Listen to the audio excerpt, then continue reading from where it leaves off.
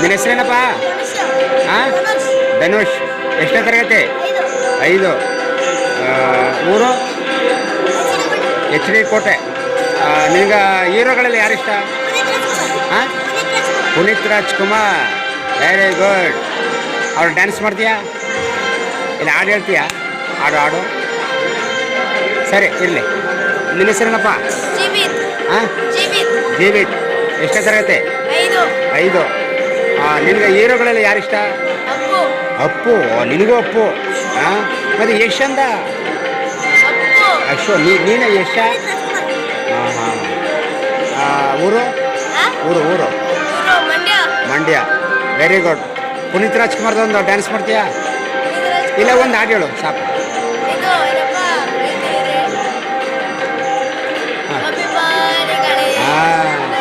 ಅಭಿಮಾನಿಗಳೇ ನಮ್ಮನೆ ದೇವರು. ಅಭಿಮಾನಿಗಳೇ.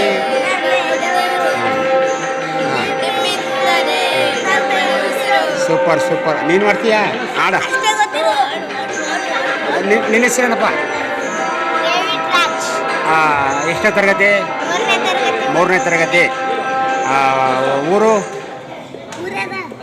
ಕೊಡಗು.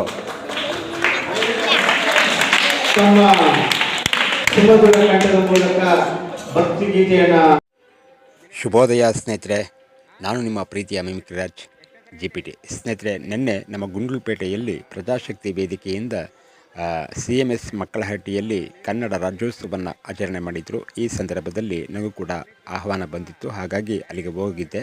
ಅಲ್ಲಿ ಮಿಮಿಕ್ರಿ ಮಾಡುವಂತಹ ಸಂದರ್ಭದಲ್ಲಿ ಹಲವಾರು ಮಕ್ಕಳು ನನ್ನ ಮಿಮಿಕ್ರಿಯನ್ನು ನೋಡಿ ಬಹಳ ಸಂತೋಷಪಟ್ಟು ಭಾಳ ಒಂದು ಚಪ್ಪಾಳೆಯನ್ನು ತಟ್ಟಿ ಅವರ ಮನಸ್ಸಿನ ಒಂದು ಇದನ್ನು ನಾನು ಅರಿತುಕೊಂಡೆ. ಯಾಕಂದರೆ ನೋಡಿ ಅಲ್ಲಿ ಕುಂತಿರ್ತಕ್ಕಂಥ ಮಕ್ಕಳನ್ನು ನಾನು ಮಾತಾಡಿಸಿ ನೋಡಿದೆ.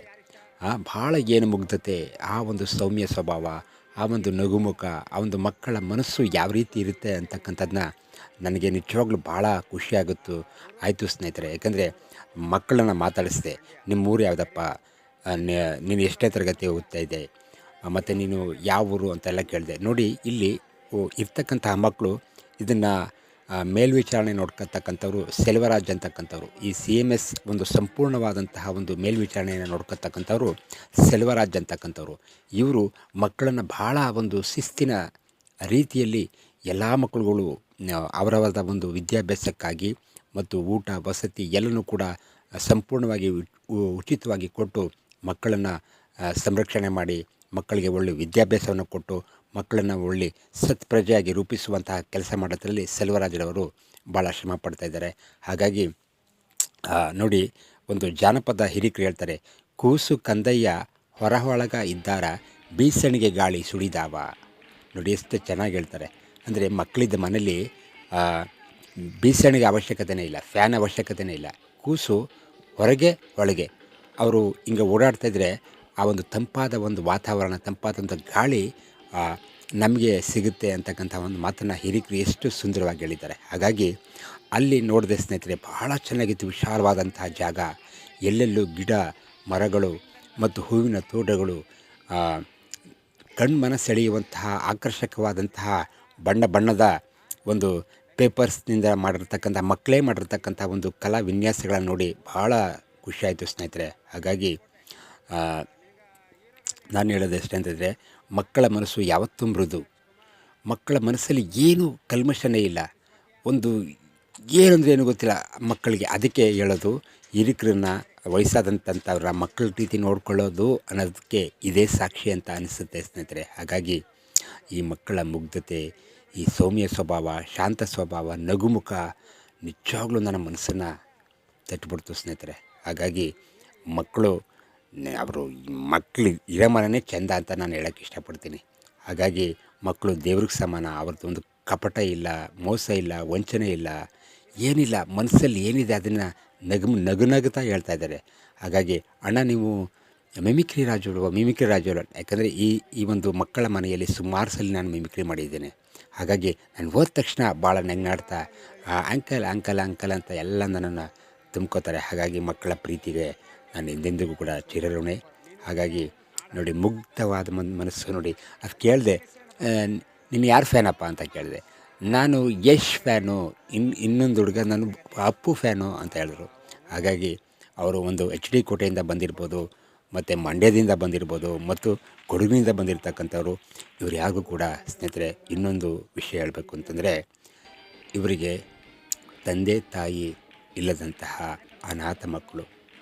ನೋಡಿ, ಅನಾಥವಾದಂತಹ ಒಂದು ಪ್ರಜ್ಞೆ ಕಾಡಬಾರ್ದು ಅಂತಕ್ಕಂಥ ಒಂದು ವಿಷಯದಲ್ಲಿ ಈ ಒಂದು ಸುಂದರವಾದ ಒಂದು ತೋಟ ರೀತಿ ಇರತಕ್ಕಂಥ ಒಂದು ಮಕ್ಕಳ ಮನೆ ಹಟ್ಟಿಯಲ್ಲಿ ಸೆಲ್ವರಾಜ್ ಅಂತಕ್ಕಂತಹ ಒಬ್ಬರು ಮೇಲ್ವಿಚಾರಕರು ಇದನ್ನೆಲ್ಲ ಸಂಪೂರ್ಣವಾಗಿ ಇದನ್ನು ವಹಿಸ್ಕೊಂಡು ಭಾಳ ಉತ್ತಮವಾದ ರೀತಿಯಲ್ಲಿ ಕೆಲಸ ಕಾರ್ಯಗಳನ್ನು ಮಾಡಿಕೊಂಡು ಮಕ್ಕಳ ಭವಿಷ್ಯಕ್ಕಾಗಿ, ಮಕ್ಕಳ ಒಂದು ಏಳಿಗೆಗಾಗಿ, ಮಕ್ಕಳ ಒಂದು ಉನ್ನತ ವಿದ್ಯಾಭ್ಯಾಸಕ್ಕಾಗಿ ಹಗಲಿರುಳು ಶ್ರಮಿಸ್ತಾ ಇರ್ತಾರೆ.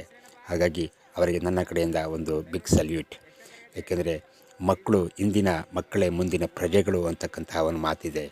ಹಾಗಾಗಿ ಎಲ್ಲರೂ ಕೂಡ ಇಂತಹ ಒಂದು ಮಕ್ಕಳನ್ನ ಒಂದು ಮುಗ್ಧತೆಯನ್ನು ನೋಡಿ, ಇಂಥ ಮಕ್ಕಳ ಒಂದು ಮನಸ್ಥಿತಿಯನ್ನು ನೋಡಿ, ಮಕ್ಕಳ ಒಂದು ನಗುಮುಖವನ್ನು ನೋಡಿ ನಾವೆಲ್ಲರೂ ಕೂಡ ನಮ್ಮ ಕೈಲಾದಷ್ಟು ಇಂತಹ ಮಕ್ಕಳಿಗೆ ಒಂದು ಸಹಾಯ ಮಾಡುವುದರ ಮುಖಾಂತರವಾಗಿ, ಮತ್ತು ಇನ್ನೊಂದು ಬಟ್ಟೆ ಕೊಡುವುದರ ಮುಖಾಂತರವಾಗಿ, ಊಟ ಕೊಡುವುದರ ಮುಖಾಂತರವಾಗಿ, ಮತ್ತು ಅವರ ವಿದ್ಯಾಭ್ಯಾಸಕ್ಕೆ ಒಂದಷ್ಟು ಧನ ಸಹಾಯ ಮಾಡುವುದರ ಮುಖಾಂತರವಾಗಿ ನಾವೆಲ್ಲರೂ ಕೂಡ ಮಾನವೀಯತೆಯನ್ನು ಮೆರೆಯೋಣ ಅಂತಕ್ಕಂಥ ಒಂದು ಮಾತನ್ನ ಹೇಳ್ತಾ, ಯಾರೂ ಕೂಡ ಹುಟ್ಟಿದಾಗೆ ಯಾರೂ ಕೂಡ ಏನೂ ತಗೊಂಡು ಬರೋಲ್ಲ. ನಾವು ಹೋದಾಗ ಕೂಡ ನಾವು ಏನೂ ತಗೊಂಡೋಗಲ್ಲ. ಈ ಒಂದು 4 ದಿನದ ಬದುಕಲ್ಲಿ ಇಂತಹ ಮಕ್ಕಳಿಗೆ ಒಂದು ಹೆಲ್ಪ್ ಮಾಡೋದರ ಮುಖಾಂತರವಾಗಿ ನಮ್ಮ ಒಂದು ಆತ್ಮತೃಪ್ತಿಯನ್ನು ಹೆಚ್ಚಿಸ್ಕೊಂಡು ಭಗವಂತನನ್ನು ಧ್ಯಾನಿಸ್ತಾ ಇಂತಹ ಮಕ್ಕಳಿಗೆ ನಾವು ಒಳ್ಳೆಯದು ಮಾಡಿದರೆ ಭಗವಂತ ಮೆಚ್ಚುವಂಥ ಕಾರ್ಯ. ಯಾಕಂದರೆ ನಾವು ಇಂಥ ಮಕ್ಕಳಿಗೆ ನಾವು ಏನೇ ಸಹಾಯ ಮಾಡಿದ್ರೂ ಕೂಡ ಅದು ಪರಮಾತ್ಮ ನಮ್ಮನ್ನು ಇನ್ನೂ ಕೂಡ ಆಶೀರ್ವದಿಸ್ತಾರೆ, ಹರಿಸ್ತಾರೆ. ಹಾಗಾಗಿ ಇಂತಹ ಒಂದು ಸ್ಥಿತಿಯಲ್ಲಿ ನಾವು ಮಾಡಿದಾಗ ಅಲ್ಲಿ ಒಂದು ಊಟದ ವ್ಯವಸ್ಥೆ ಇತ್ತು. ಊಟದ ವ್ಯವಸ್ಥೆ ಇದ್ದಾಗ ನಾವು ನಮ್ಮ ಟೀಮ್ನವ್ರು ನಾವು ಊಟ ಮಾಡಲಿಲ್ಲ. ನಾವು ಬೇಗ ಬಂದುಬಿಟ್ಟು ಸ್ವಲ್ಪ ಲೇಟಾಗಿತ್ತು. ರಾತ್ರಿ 8 ಗಂಟೆ ಆಗೋಗಿತ್ತು. 4 ಗಂಟೆಗೆ ಸ್ಟಾರ್ಟ್ ಆದ ಕಾರ್ಯಕ್ರಮ 8 ಗಂಟೆ ಆಯಿತು. ಹಾಗಾಗಿ ಎಲ್ರಿಗೂ ಶುಭೋದಯ ಸ್ನೇಹಿತರೆ, ಎಲ್ರಿಗೂ ಒಳ್ಳೆಯದಾಗಲಿ. ಇಂಥ ಮಕ್ಕಳನ್ನ ಇನ್ನೂ ಕೂಡ ಹೆಚ್ಚೆಚ್ಚು ರೀತಿ ಮುಂದುವರಿಲಿ ಅಂತ